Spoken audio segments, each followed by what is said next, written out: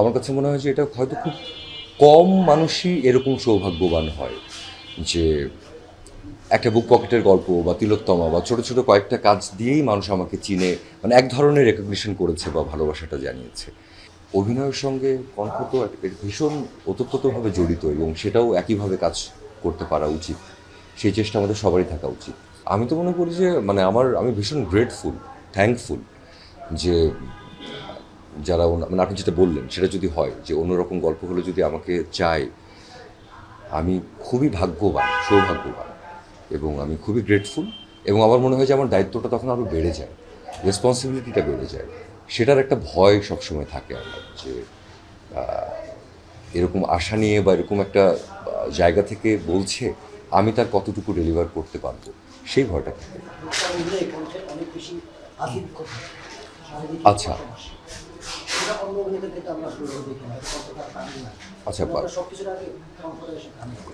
Thank you. মানে কণ্ঠের ব্যাপারটা এরকম যে এটা তো গড গিফটেড, এগেন মানে থ্যাঙ্কস টু অলমাইটি এটার জন্য।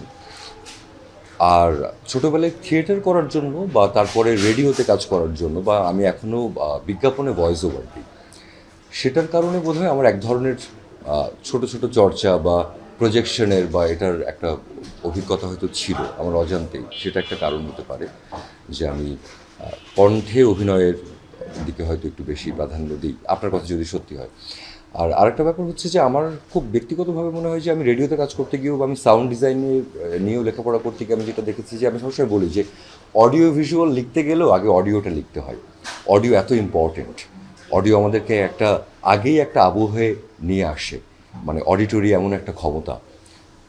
তো আমার কাছে মনে হয় যে অভিনয়ের সঙ্গে কণ্ঠ তো ভীষণ ওতপ্রোতভাবে জড়িত এবং সেটাও একইভাবে কাজ করতে পারা উচিত। সেই চেষ্টা আমাদের সবারই থাকা উচিত।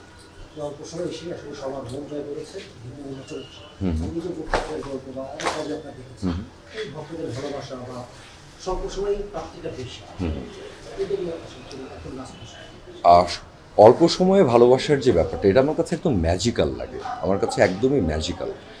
এবং আমার কাছে মনে হয় যে এটা হয়তো খুব কম মানুষই এরকম সৌভাগ্যবান হয় যে একটা বুক পকেটের গল্প বা তিলোত্তমা বা ছোট ছোট কয়েকটা কাজ দিয়েই মানুষ আমাকে চিনে, মানে এক ধরনের রেকগনিশন করেছে বা ভালোবাসাটা জানিয়েছে।